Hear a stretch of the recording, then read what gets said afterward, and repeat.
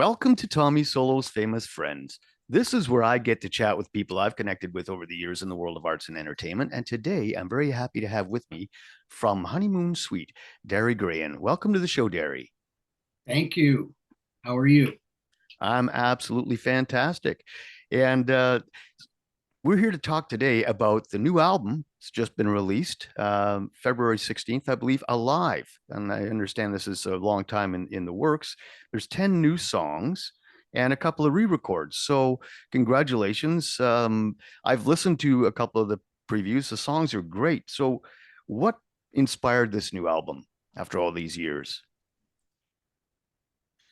Well, it seems that every, I don't know, 7 to 10 years, we kind of get the itch to say maybe we should put some new music out, or maybe we've had a writing thing where a bunch of new ideas have come up and we figure maybe it's time to put a record out, or maybe a label approaches us. It's happened in different ways all the time, but it's always in the back of our minds to record again, because that's what we do, and it's great to put new music out for our fans. So in this case, the last thing we put out was an EP called Hands Up, which was, I think, 6 or 7 years ago. So I'm always writing songs, and I had we've been so busy touring every summer and stuff to think about a record, but it's always in the back of my mind. And I had a bunch of songs. Johnny had some ideas in the can, and what happened was I in my travels, I'd hooked up with our producer, Mike Crumpus, who you were mentioning my daughter, Leah Marlene, earlier. I was working on, some recordings, some new songs for her, just trying to get things going for her. And I'd approached Mike, who was living in Nashville at the time. And Leah and I were going down there a lot for writing and trying to get stuff happening. So I approached Mike to see if he would be interested in working with Leah. So we went down to his house down there. He had a studio in it, and that was my first introduction to him. So me and him and Leah, we did some writing and some recording for her, which came out really great. Um, and then following that, Mike had mentioned that he started a new label of his own, and he's a huge Honeymoon Suite fan. So long story short, he was looking for new projects for his label, and he asked us, or somebody brought up the fact that we want to do an album. Would you be interested in making a record with us? And we played him some of the ideas, and he said, yeah, let's do it. So that's how that whole thing got started. And I think that was a good move for him because I know you guys have long established loyal following. I mean, I posted on social media earlier that I was going to interview you, and a friend of mine from Red Deer, Alberta said, "Wow, I love having seen them for the 100th time live." So, and I was also there to document the Clifton Hill re-release in Niagara Falls back in September, and the crowd was like they were just so into it. They sang along with everything, and I mean Johnny could have just stood there, and the crowd had it. So, congratulations on all these years of solid work and a solid following to go with that. We've got the best fans, man, and we're really lucky. We're one of the few bands in from in Canada that still gets that huge amount of airplay for all these singles and hit songs we've had in the past. Man, and that goes a long way. That carries us year after year, and it makes new fans. So thanks to radio and keeping it going, and on we go. So all the more reason to make new music. And it's So good we're very music. lucky. I mean, the first album had had several hits.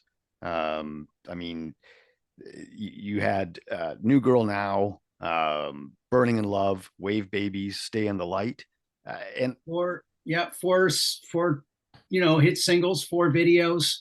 It just kept going. We get so lucky with that album. The time was just right. And it was great. yeah, and a lot of bands don't survive through all the turmoil. I mean, 1983 is when you and Johnny connected. That's 40 years, over 40 years ago now. And I Yeah. mean, there's so many bands out there now that we know the name, but there are no original members left. You know, uh, Yeah. Oh, I know. I mean, even April Wine, Miles Goodwin passed away, in December. And I mean, he handpicked his replacement, and Mark Perron has been doing a great job. So kudos there. But it's so refreshing to see a band like Honeymoon Suite where you and Johnny are the founding members, really. And you've stuck it out all this time, and you're still writing songs, and you're still making new music. It's awesome to see that. And we have Dave and Gary too. We have almost entirely the original band, and Peter Nunn on keyboards, who's been with us over 20 years. So it's really great. My favorite, my favorite bands are. It's not always possible, but when I see that very few bands are still around that have all original members or most of them, I dig that. I love that. You look at U2 and Bon Jovi, Metallica, all these bands. There's not many, and I really respect that when they can stay together that long and still put out great music, Well, as opposed to some bands. There's nobody original left, and I just look at that and I'm like, I don't know, it's just not the same. it's a business, and I get that. And I spoke to a very prominent female lead singer. I don't want to mention the name because there's a whole lot of turmoil around the band that's using the name still. And at the time when I asked her how she felt, she said, "Well, if you were a successful business and you had to retire, wouldn't you want to see that business continue to be successful?" So I get that, but for the fans, I mean, the Guess Who, come on, you Yeah, know, I know. you I know, know, like I'm not going to judge it. Everybody has deserves to go out and make a living and keep play music and make a living and keep the legacy alive. If the fans want to hear the songs, it's really the catalog that the people are coming to hear, and if it works for them, that's fine. yeah, but, nobody can do it like the originals, really. And I mean, No, Johnny still got the voice, you still got the chops, and that's really important as far as I'm he concerned. does, and that's another thing is that there's some bands probably or singers that probably shouldn't be out there anymore. Maybe they should retire. Nothing personal, but if you can't perform, or it's not 100% or it's not good, I don't know. I don't want to see it. So we're very lucky that Johnny still sings amazing. His pitch is still great and inspires me to play. I'm a better guitar player now than I was 20 years ago because I don't know, man. I still get up and practice every day. It's like it never ends. So still inspired. And having a top shelf band goes a long way too. I mean, as a musician myself, I never want to be the best player in the band, you know and it's a sign of solid work ethic that you guys are still doing it and you're still tight. There are a lot of legacy bands that just go out there and they're just phoning it in. And when I was there in Niagara Falls in September, I could see that you guys are still taking this very seriously. You're still having fun with it, and the new music is a reflection of that as well. Yeah. Well, thank you. Yeah, it's a band thing. We're not there's not one of us that's a virtuoso, but it's a band thing. Together, the sound we make with the original guys, nobody else can do that but us. So thank you. And now to the new album. It's just so refreshing, all the feedback and stuff we're getting on it. This one really feels different. Our previous projects were good, but they didn't have the polish and the production that this one does. And kudos to Mike. He was number one, a fan of the band growing up, listening to us. He's a little bit younger, but he's also a wicked guitar player and a songwriter. So he's the whole bundle. So he knows what to do with Honeymoon Suite. He knows our music. He wasn't trying to change. But what he did do is modernize the production. And if you listen to it now, we got big drums, big guitars, vocals are big, but it's still Honeymoon Suite, and it's not dated sounding. So that's what I love most about this new album. And I think most of the vibe that I'm getting from people, that's what they're feeling too. Absolutely. And I know that you've been jacked about this album for some time because when I spoke to you briefly in Niagara Falls and I mentioned that I had the connection with Greg Campbell and Rock Paper Merchant 519 magazine and that we would likely talk about the new album, you said, let's do this. This album is happening. I could just see. your enthusiasm then. And I know an artist myself that there's a lot of work that goes into the crafting of the songs, and you can't really talk too much about it before it's actually released. And you get this, this pent up energy that you just can't wait for the world to see your new baby. And I could sense that in you, like, and it's the wait has been worth it. The music is Well, awesome. the wait is, yeah, it's been a wait. It took it was very took a long time because COVID happened in the middle, and Mike moves to England and builds a studio. So we had some number of setbacks there, but I was determined because I knew what we had was good, and it kept getting better. So I was determined. Like I'm the sort of person like even if I'm writing a song, if I start something, I simply have to finish it. I don't like loose ends. I don't like things that are partially done. Maybe it's my OCD. I don't know, but I knew this project was good, and we were so far into it. I was on the phone and making things happen, and finally, here we are. So feels great. Now, as a songwriter, and you're the principal songwriter in Honeymoon Suite, do you do it? Do you look at it as a craft and a process? And do you have a process to write songs, or do you need to be inspired by life? It's a bit of it comes from all those things. The process is I probably comes from just playing. I play every day, pick up a guitar, and I just start playing. Nothing particular. I'll be practicing something or some new riffs, but just out of jamming and playing and not even thinking, riffs will pop up to my hands. And then a melody line will come into my head. And then I think, whoa, that's a chorus. So there we go. Start with that one. And that's kind of how a lot of songs will start. Or I might have a really great title that I've come up with, and I can write around that. Cool, cool. Yeah, and there's a lot that goes into crafting a good song. And I'm sure we both know musicians out there who are amazing guitarists, amazing keyboardists, whatever, amazing drummers, but they don't understand how to play for the song. And that's the difference between being a musician's band and being a band for the people, really. So I know that you're capable of shredding some serious shred, Yeah, but it doesn't necessarily fit into love changes everything. no, it doesn't mean anything. The song is king. You haven't got anything unless you got a great song and a great singer. And we've got a great singer, and I think we've got some good songs. We spend a lot of time rewriting and nitpicking over our songs. Keep in mind, this whole album was written by Mike and Johnny and ourselves. So it was three ways. So we had Johnny's ideas, my ideas, bring them into Mike. Mike would throw his 2 cents in, and I love the co-write. It was a nice chemistry. So between the three of us, we kind of kept each other in checks and balances and threw new ideas in and refined the songs and made them the best they could be. So yeah, got to have the songs first, and Absolutely. then if you get wicked production and playing on it, it just enhances it.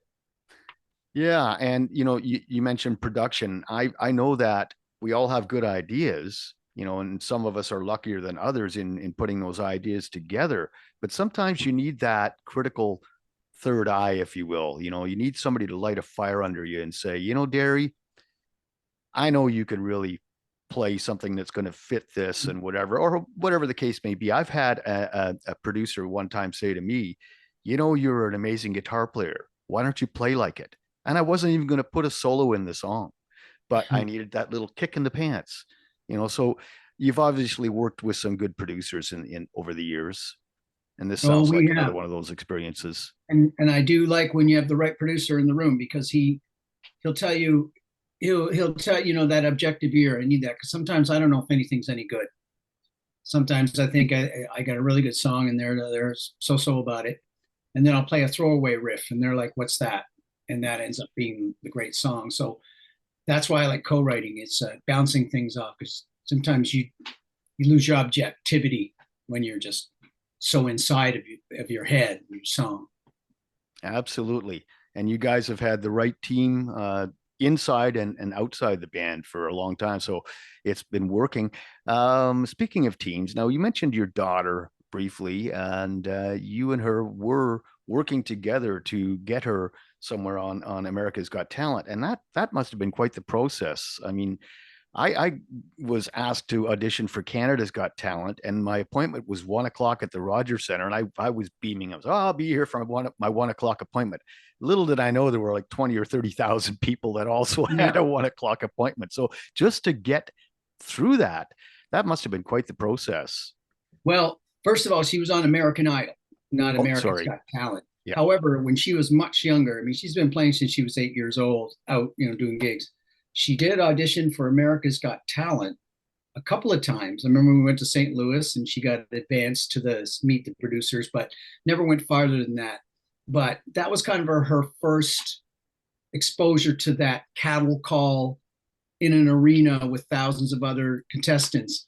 But she did get a pass through a friend of ours where she didn't have to go through all that. Anyways, fast forward to a few years ago when she was in Nashville, and she got kind of they contacted her because it was during COVID, so they actually reached out to her. They found her on the internet and invited her to come and audition in Nashville, where she got the golden ticket. So it was really quite amazing process for her. So yeah, she got there and then out to Hollywood and on we went.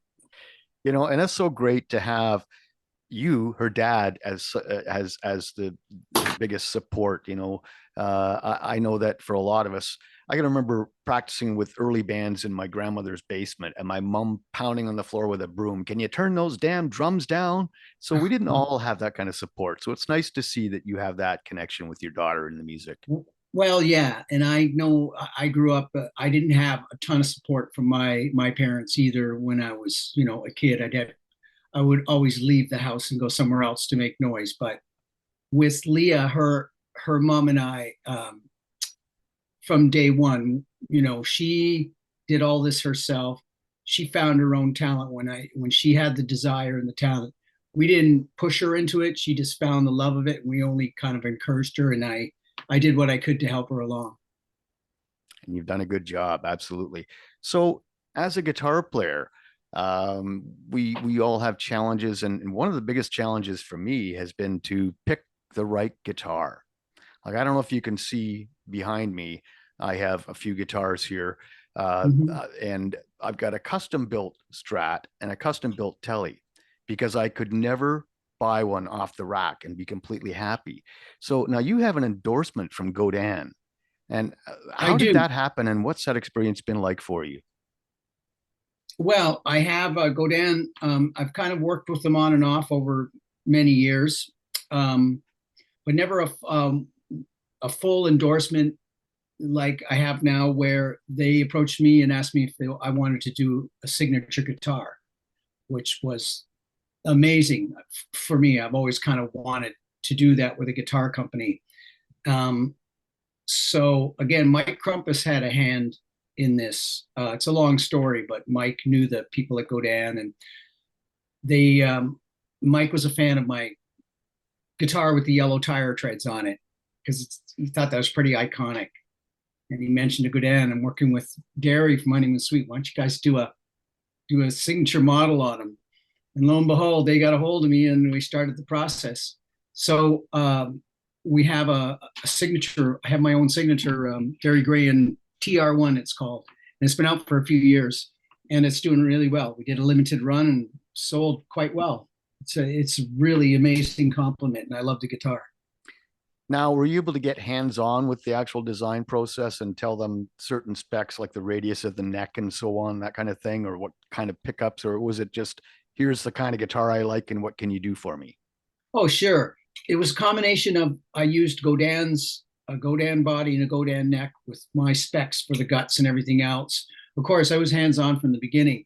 And the first thing I did was my original guitar from the 80s that I played for years, the Mutt. It had a Godin neck on it and a Kramer body, but that's the one that was on the Racing After Midnight album cover.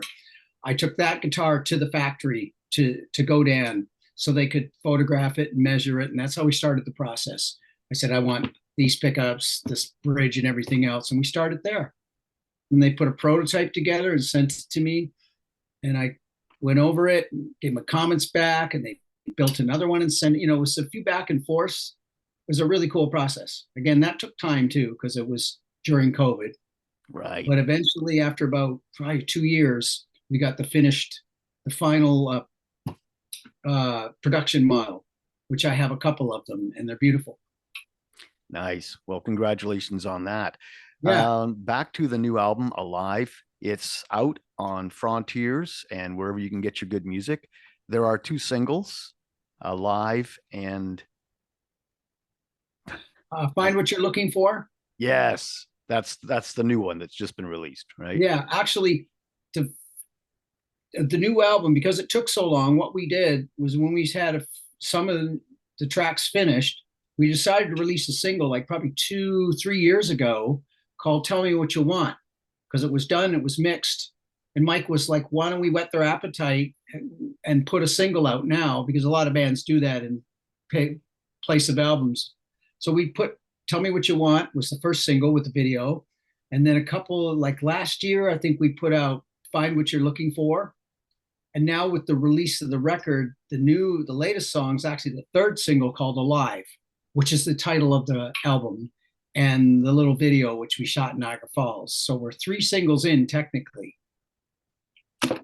Very cool. And from what I've heard, I do recommend that people go out and get the new Honeymoon Suite music. It's awesome.